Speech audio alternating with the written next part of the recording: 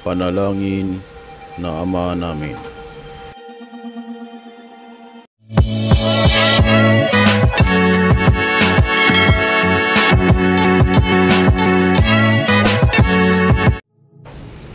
Ama namin sumasalangit ka, sambahin nawa ang pangalan mo, mapasa amin ang kaharian mo, sundin ang loob mo dito sa lupa para lang sa langit.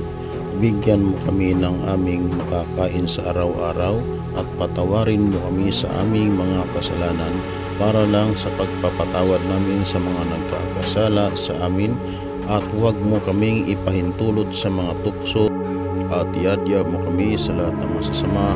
Amen.